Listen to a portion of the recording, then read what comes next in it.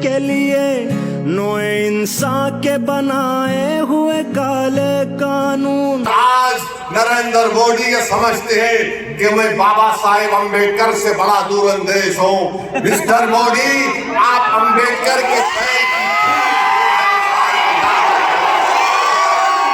मेरे अजीज दोस्तों और बुजुर्गों, जब फरिश्ते पूछेंगे कौन है तेरा रब, तो तुम क्या मोदी बोलोगे? मौखफ रखता है। पढ़ो, तुम लोग ट्यूबलाइट हो।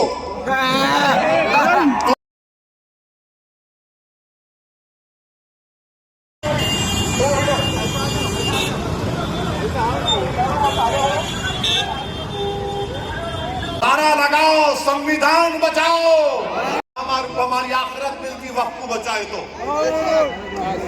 ख्वाजा बंदा नवाज की दरगाह, मेडिकल कॉलेज है, इंजीनियरिंग कॉलेज है, वक्फ का है। हमदर्द रूह अफ़ज़ा पिए तो वो भी वक्फ का है। ठंडा कौन सी तुम लोग पियो जरा रूह अफ़ज़ा। अब रूह अफ़ज़ा के खिलाफ रूह जिहाद कर रहे, जो नाक से ऐसा सुन के दूसरे नाक नकुड़ी से निकालने का दर्ज देते। कहाँ जाएगा ये मुल्क? हद तो ये हो गई मेरे अजीज दोस्तों और बुजुर्गों कि अब कोई ये कह रहा है कि चीफ जस्टिस के फैसले के बाद इस देश में मजहबी जंग शुरू हो जाएगी। नरेंद्र मोदी जी, आप इख्तिदार पर हैं, आपकी पार्टी के लोग इस तरह की बात करेंगे?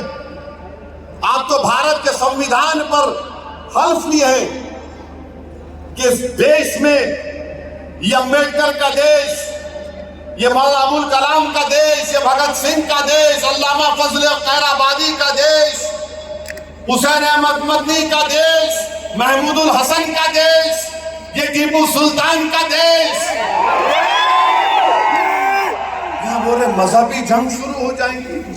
मोदी जी, बाबरी मस्जिद का फैसला हमारे खिलाफ आया तो क्या हमने ये जुमला कहा था कि मजहबी जंग शुरू हो जाएगी? हमने कहा था कि supreme court is supreme but not infallible. Babri मस्जिद को तोड़ने वालों का क्रिमिनल केस का फैसला आया, किसी को सजा नहीं हुई। हमने ये कहा कि मजहबी जंग शुरू हो जाएगी। 5-5 साल से बच्चों की बेल नहीं रहे, उनकी माँ बाप मर रहे हैं, मर गए हैं। हमने ये कहा कि मजहबी जंग शुरू हो जाएगी। CAA का कानून है, हियरिंग नहीं होती। क्या हमने कहा कि मजहबी जंग शुरू हो जाएगी? UAPA में डालकर हमको सराहा जाता है कि हमने जुमला कहा कि मजहबी जंग शुरू हो जाएगी।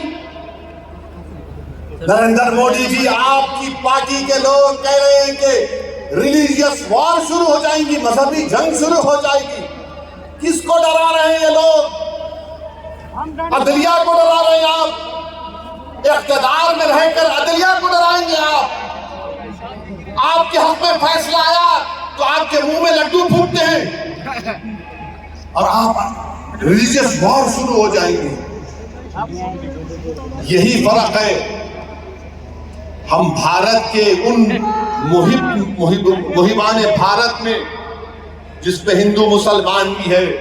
हम जब हमारी मर्जी के खिलाफ भी फैसला आता है हम उसको कबूल करते हैं। इसलिए कबूल करते हैं कि हम कॉन्स्टिट्यूशनल मोरालिटी को मानने वाले, और ये संघ परिवार के लोग एंटी कॉन्स्टिट्यूशन के लोग हैं। ये संविधान को तो मानते मगर उसको सब्सक्राइब नहीं करते हैं।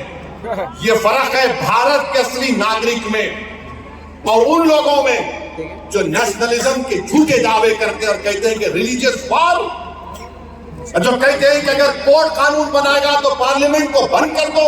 अरे अगर तुम पार्लियामेंट में बैठकर अपनी अदली ताकत की बुनियाद पर मुझे मिटाने का कानून संविधान के खिलाफ बनाओगे तो मेरे पास चारा क्या बचता है कि मैं अवाम में जाऊंगा और फिर कोर्ट को जाऊंगा। हम कोर्ट को गए, अवाम में भी जा रहे हैं। नहीं, कोर्ट कानून कैसे बनाएगा? अरे जालिमों, सुप्रीम कोर्ट का जजमेंट कानून का मौक़िफ़ रखता है। पढ़ो, तुम लोग ट्यूबलाइट हो, तुम लोग थम्स अप हो। तुम्हारे दिमाग में एक ही बात बैठा हुआ है, नहीं मोदी है तो खुदा है। अरे खुदा था रहेगा उसी का नाम। आइन है और रहेगा, मगर इस तरह धमकी देना अदालत को, और फिर गवर्नर प्रेसिडेंट को बोल रहे उनको बोल रहे अगर नहीं करे तो कानून बन जाएगा। अरे 142 क्या है प्यारे? 142 आइन का बनाने वाला अंबेडकर है।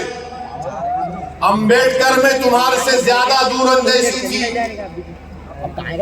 आप ये बोल रहे हैं कैसा बनाए, वो कैसा बनाए, हम ऐसा कर देंगे।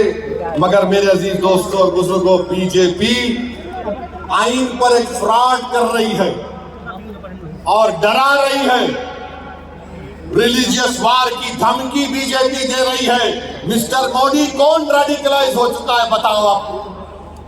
सत्ता में आप है, आपके लोग रेडिकलाइज हो चुके हैं।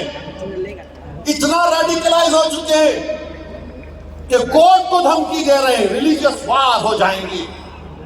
मोदी जी, अगर ये धमकी देने वालों को आप नहीं रोकेंगे, देश कमजोर होगा और देश कभी भी माफ नहीं करेगा। आज सत्ता इक़्तिदार आपके पास है, कल नहीं रहेगा इंशाअल्लाह ताला, कल नहीं रहेगा इंशाअल्लाह ताला।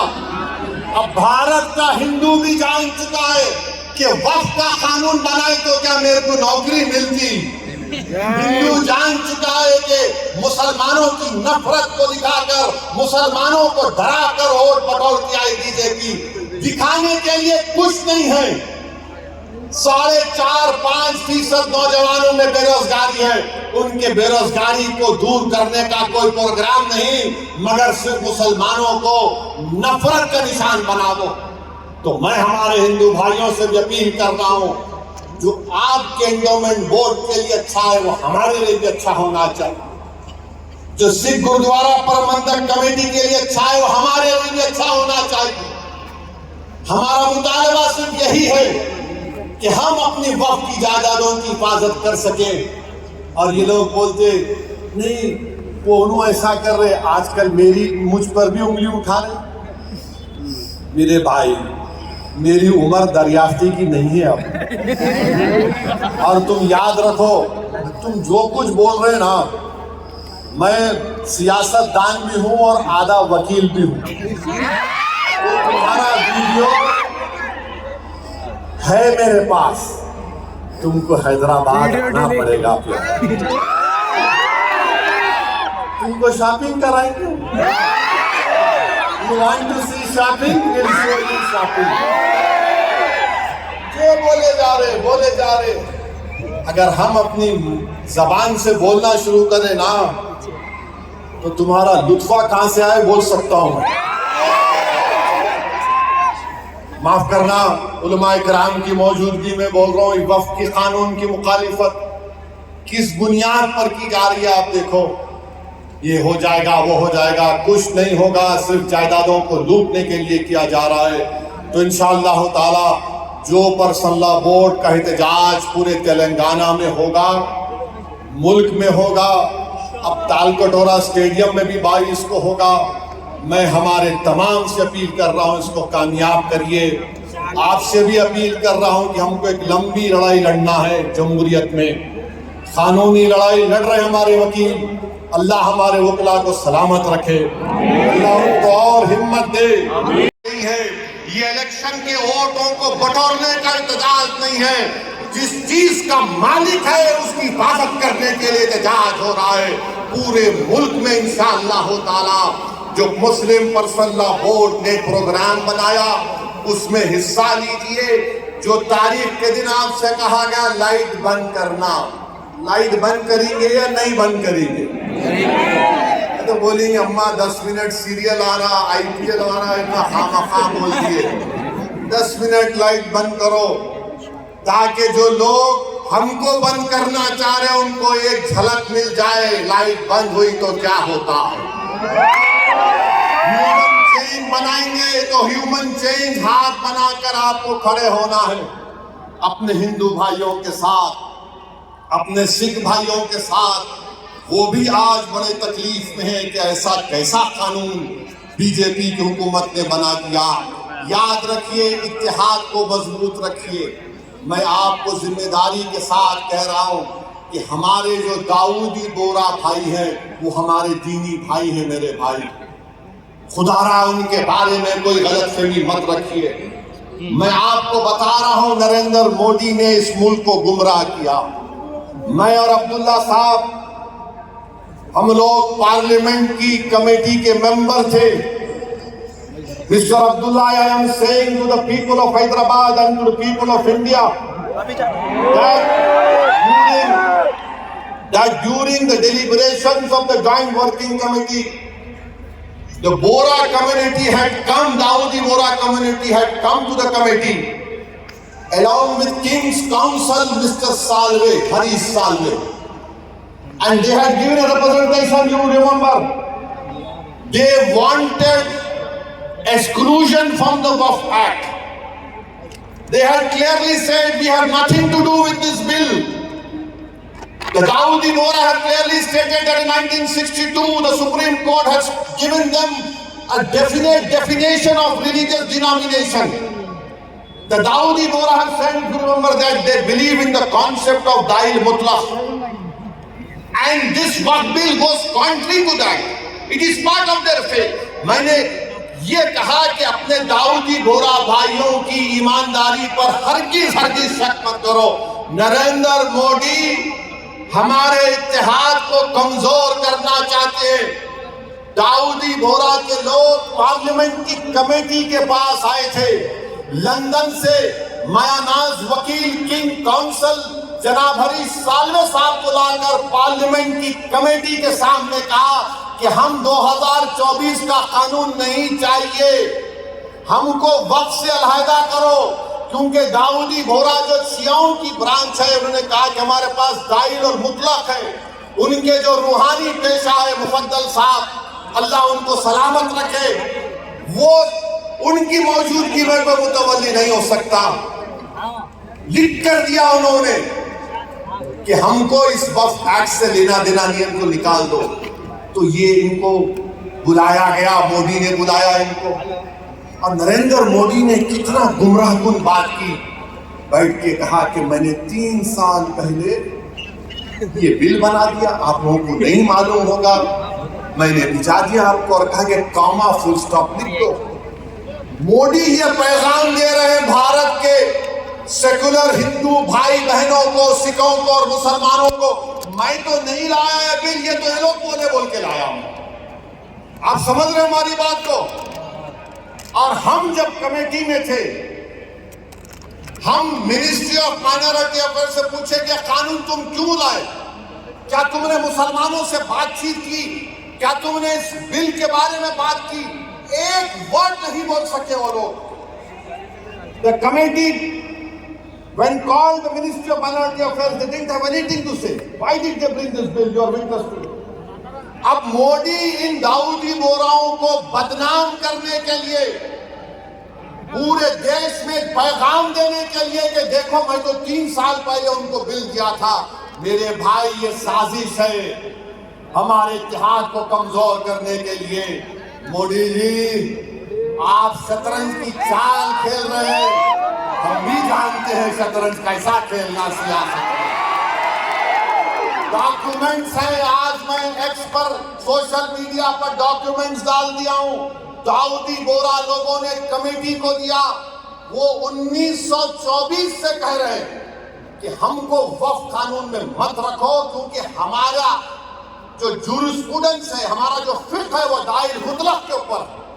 तो आपसे अपील कर रहा हूं कि अपने दिमाग में 1% भी दाऊदी बोरा हमारे दीनी भाइयों के खिलाफ कोई शक मत करिए। वो तो नहीं चाह रहे थे, इनको तो पप्पा जी बुला के बोल दिए आपको खुदे से कहा।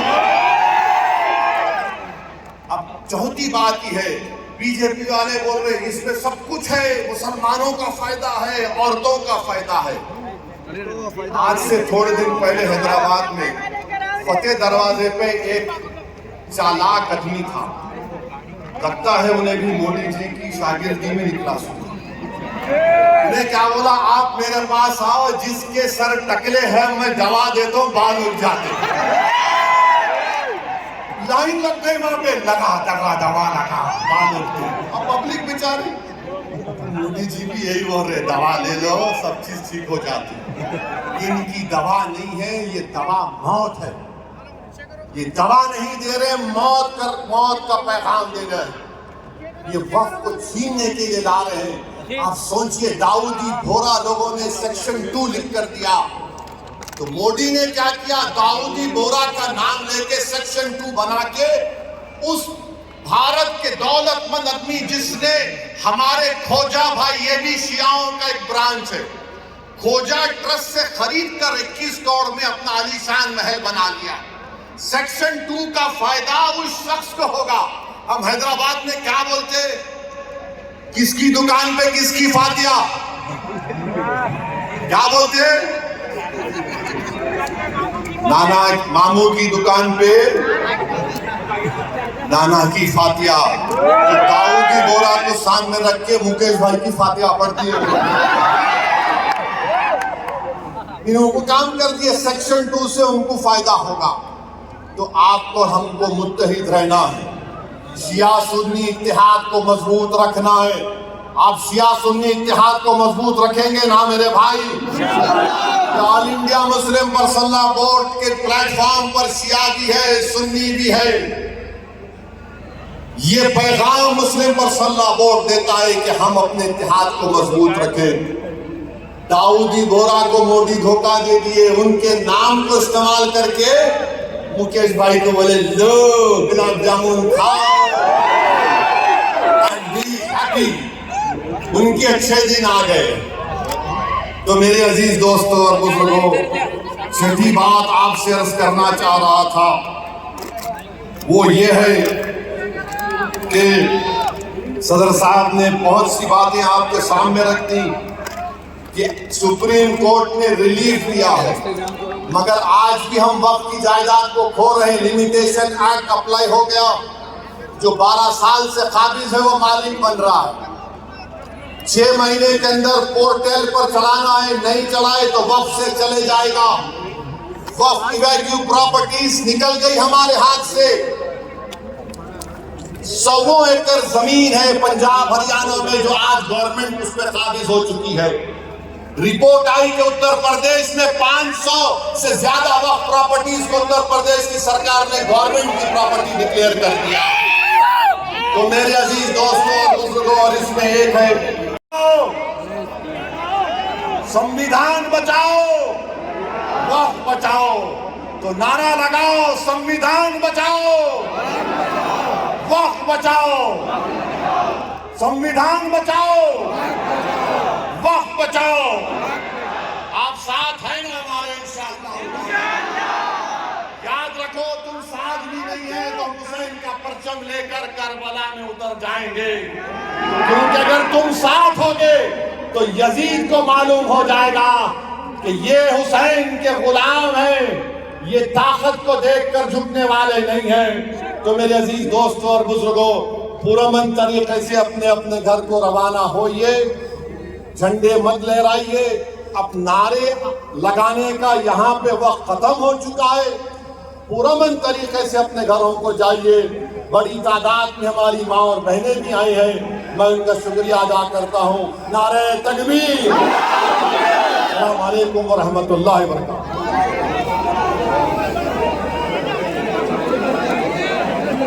मोहतरम हज़रात, अभी दुआ होगी। ईमान का सौदा करने के लिए तैयार। तुमको मजलूमों से आवाज आ रही है कि हक की कामयाबी के लिए, बातिल को शिकस्त देने के लिए हम 75 साल से अपनी नस्लों को कुर्बान कर दिए।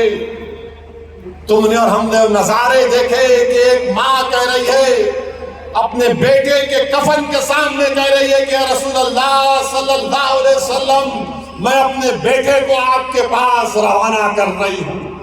हम एक बाप को सुन रहे हैं बोलते हुए अपने बेटे की लाश के सामने कि या रसूलुल्लाह सल्लल्लाहु अलैहि वसल्लम, जो दुनिया खामोश बैठी हुई है, आप उनकी शिफा नहीं करेंगे अशर के मैदान में।